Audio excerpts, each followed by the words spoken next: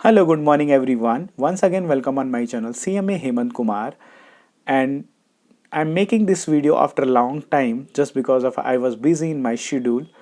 So those who are watching my channel first time, I want to tell you I am a cost accountant and here I'm sharing my working experience with all professional colleagues. सो आज का जो topic है जो आज का video है वो काफ़ी इंटरेस्टिंग होने वाला है दोज स्टूडेंट्स और those professionals who are newly pass out in this course और हु न्यूली ज्वाइन और who newly entered in a final group, you can say.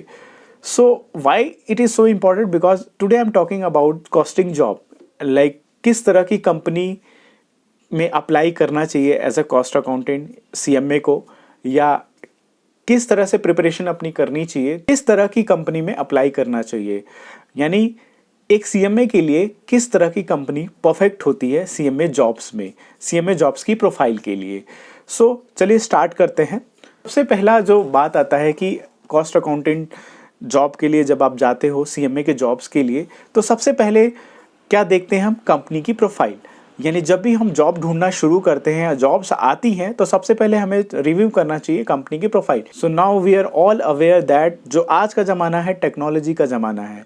सो आपको किसी चीज़ के बारे में जानने के लिए, किसी चीज़ की खोज पड़ताल करने के लिए आपको बहुत ज़्यादा जगह दौड़ने की ज़रूरत नहीं है. Everything available on internet and Google. So whenever you choose the company profile, so you can get all the detail on internet Google. So अगर आपको कोई कंपनी अप्रोच करती है या किसी कंपनी को आप अप्रोच करते हो, तो सबसे पहले कंपनी की प्रोफाइल को इंटरनेट पे विजिट करो, यानी उसकी वेबसाइट चेक करो कि वो विजिबल है या नहीं है. सबसे पहला काम कंपनी की प्रोफाइल को चेक करना.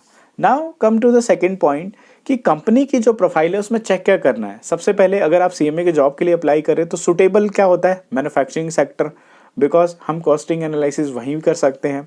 बट अगर मैं बात करूं तो कंपनी प्रोफाइल में manufacturing, service provider, banking and finance and hospitals, ये एक्सेट्रा बहुत सारी चीज़ें आ जाती हैं. तो आपको डिसाइड करना है कि which area you want to go. Suppose आप मैन्युफैक्चरिंग में जाना चाहते हैं तो you can say real expect of costing. आप वहाँ पे एक कॉस्टिंग का अच्छा एस्पेक्ट देख सकते हैं. जो आपने टर्मिनोलॉजी पढ़ी है वो सारी एप्लीकेबल होती है वहाँ पे, तो आप वो चीज़ वहाँ पे देख सकते हैं. तो मैन्युफैक्चरिंग एक एरिया है कंपनी का जहाँ पे सीएमए जॉब्स या सीएमए को सुटेबल जॉब्स मिल सकती है जो उसके प्रोफेशन की है. ठीक है, ऐसा नहीं है. सर्विस प्रोवाइडिंग में भी बहुत सारे काम होते हैं आपका. लाइक अगर मैं बात करूं हॉस्पिटल्स है तो हॉस्पिटल्स में भी कॉस्टिंग के काम होते हैं, एमआईएस के काम होते हैं, एनालिसिस होता है, बजटिंग फोरकास्टिंग तो हर जगह होती है. इवन घर में भी लोग अपना बजट बनाते ही हैं, तो ऐसा नहीं है. बैंकिंग एंड फाइनेंस में भी बहुत अच्छे काम होते हैं. ठीक है, फाइनेंशियल रिपोर्टिंग करना, एमआईएस बनाना, सो मेनी थिंग्स. तो आपको खुद डिसाइड करना है कि आपको किस सेक्टर में जाना है. Manufacturing, service providing, banking and finance etcetera etcetera जो भी फील्ड होती है उसमें. तो इस तरह से आपको कंपनी का प्रोफाइल चूज करना है. सेकंड बात करते हैं टर्नओवर की. अगर आप मैन्युफैक्चरिंग सेक्टर में जाना चाहते हैं तो टर्नओवर का जो क्राइटेरिया है वो काफ़ी मायने रखता है. सपोज आप 50 करोड़ के टर्नओवर की कंपनी में जाते हो, तो जब 50 करोड़ के टर्नओवर की कंपनी में आप जाओगे तो वो 50 करोड़ टर्नओवर का ही उसका काम होगा. यानी कभी कभार क्या होता है, सपोज आप गारमेंट सेक्टर में जाते हो तो गारमेंट सेक्टर की कंपनी 10 करोड़ की भी हो सकती है, 5 करोड़ की भी हो सकती है, 50 करोड़ की भी हो सकती है, 100 करोड़ की भी हो सकती है. Anything depends on scale to scale, turnover scale की बात करते हैं. लेकिन अगर मैं वर्क की बात करूं तो गारमेंट सेक्टर में काम बहुत ह्यूज होता है. Suppose I am a shirt manufacturer. तो शर्ट मैन्युफैक्चरर में आपको क्लोथिंग से लेके बटन तक एक एक चीज़ का ध्यान रखना पड़ता है. तो काम उतना ही होता है, चाहे वो 10 करोड़ की हो, 100 करोड़ की हो, चाहे वो 50 करोड़ की हो. बट उससे आपका पैकेज जो है वो डिसाइड होता है. अगर 10 करोड़ की कंपनी में जाओगे तो उसका बजट 10 करोड़ के अंदर ही होगा. अगर 50 करोड़ की कंपनी में जाओगे तो 50 करोड़ के अंदर ही होगा. और अगर 100 करोड़ की कंपनी, टर्नओवर वाली कंपनी में जाओगे तो उसका बजट 100 करोड़ जितना होगा. तो उस हिसाब से आपका पैकेज, कंपनी के नॉर्म्स, कंपनी के सॉफ्टवेयर, ईआरपी एक्सेट्रा एक्सेट्रा सारी चीज़ें होती है. तो टर्नओवर एक बहुत बड़ा फैक्टर है. अगर आप सीएमए जॉब्स के लिए अप्लाई करते हैं तो उस कंपनी का टर्नओवर ज़रूर देखें. एक अच्छा टर्नओवर जो कंपनी का होगा तो आपको अच्छा सीखने को मिलेगा और आपका पैकेज भी बहुत अच्छा ग्रो करेगा. ठीक है, क्योंकि 10 करोड़ वाला आपका पैकेज 10 करोड़ अपने टर्नओवर के हिसाब से डिसाइड करेगा और 100 करोड़ वाला आपका 100 करोड़ के हिसाब से डिसाइड करेगा। थर्ड, अगर मैं बात करूं तो अपने को ये चेक करना चाहिए कि कंपनी इज लिस्टेड और नॉट, यानी वो आपकी कंपनी स्टॉक एक्सचेंज में लिस्ट है, एनएससी बीएससी में कि नहीं है, उस शेयर मार्केट में है या नहीं है। सो ये भी बहुत ज़्यादा क्राइटेरिया मायने रखता है, क्योंकि नाउ कम्स टू द, अगर कॉस्ट ऑडिट अप्लीकेबिलिटी की बात करें तो उसका भी अपना क्राइटेरिया है कि रेगुलेटरी है, नॉन रेगुलेटरी है। You can also check that कि वो कॉस्ट ऑडिट में अप्लीकेबल है या नहीं है।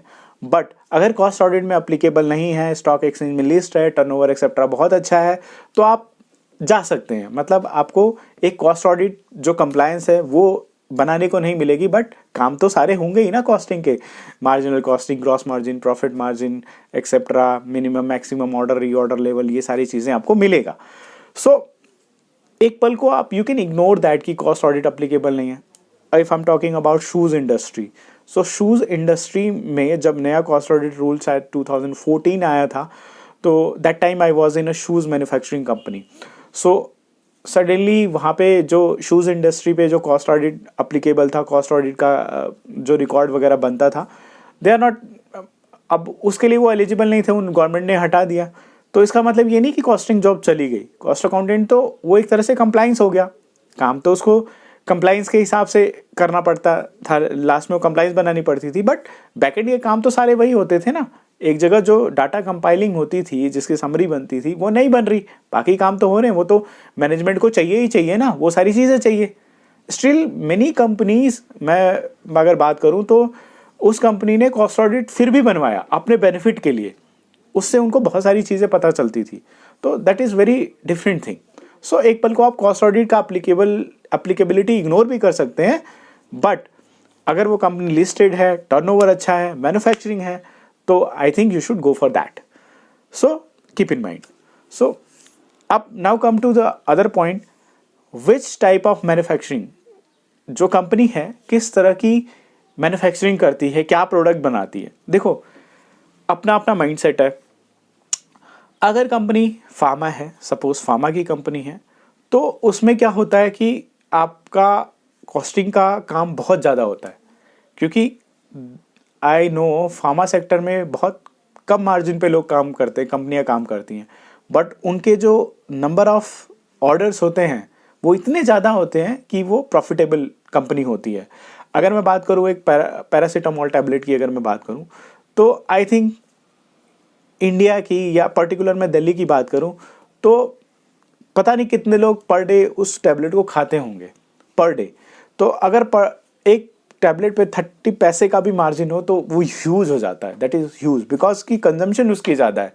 उस कंपनी के पास नंबर ऑफ ऑर्डर इतने ज़्यादा हैं कि वो प्रॉफिटेबल अपने आप हो जाती है। सो किस तरह की कंपनी में आप जाना चाहते हैं, ये डिपेंड करता है क्या प्रोडक्ट मैन्युफैक्चर करती है।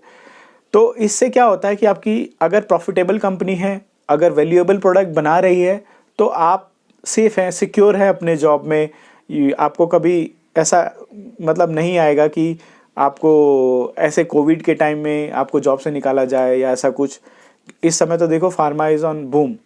सो फार्मा में अभी तक तो मुझे नहीं लगा कि कभी ऐसा कुछ आया हो, ऐसी सिचुएशन आई हो। Pharma company is the best company in the whole world, I can से।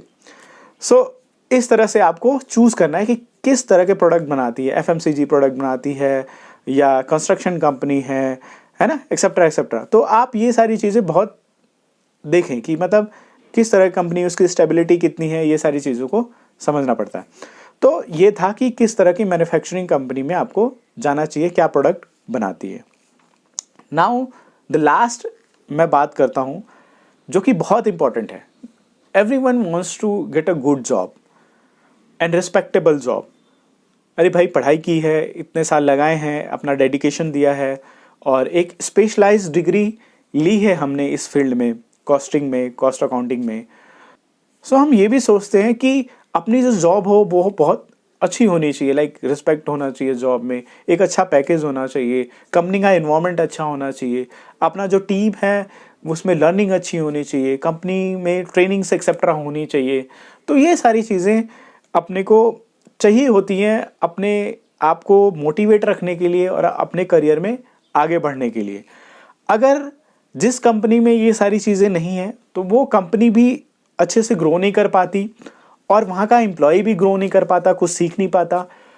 तो अब ना तो एम्प्लॉय सीख रहा है ना तो कंपनी ग्रो कर रही है, तो आप सोचो कि करियर का क्या होगा। ठीक है, तो ये सारी चीज़ें भी बहुत मैटर करती है। कंपनी का वर्किंग एनवायरनमेंट, वर्क कल्चर, ये सारी चीज़ें बहुत मैटर करती हैं। It's matter a lot. Suppose मैं एग्जांपल दूं कि अगर आप एक बहुत अच्छी जॉब में जाते हो, आपका पहला ही जॉब है, पहले जॉब में आप घुसे कंपनी में, कंपनी का जो ऑफिस एनवायरनमेंट है वो अच्छा नहीं है, आपका बॉस अच्छा नहीं है, इरिटेटिंग है, आपको बहुत लेट टाइम तक बिठा के रखता है, इरिटेटिंग जॉब देता है या अच्छे से बात नहीं करता।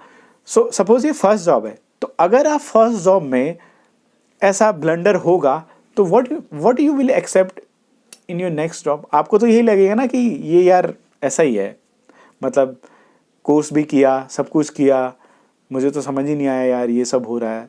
मतलब हमने तो अपने ड्यूरिंग द स्टडी टाइम हमें ये सिखाया जाता है, it's a good job, respectable job, आपको ऐसा ऐसा मिलेगा।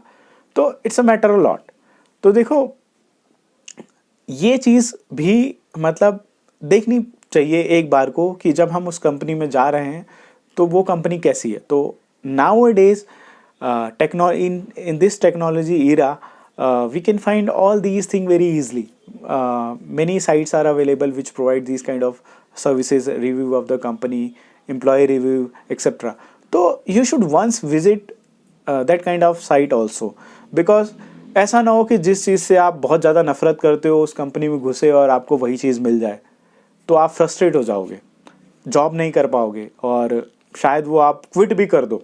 नहीं, बहुत से लोग करते हैं, तो ऐसा होता है। प्रेशर हैंडल हर कोई नहीं कर पाता, उसको भी हैंडल करने के लिए सीखना पड़ता है। By the over of experience, जब आप एक्सपीरियंस हो जाओगे तो आप वो चीज़ आप हैंडल करना सीख जाओगे। सो इन सब चीज़ों को भी देखना बहुत ज़रूरी है। सो मैं ये कहूँगा कि ये सब चीज़ें देख के ही जाए, अपना रिव्यू करके जाएं।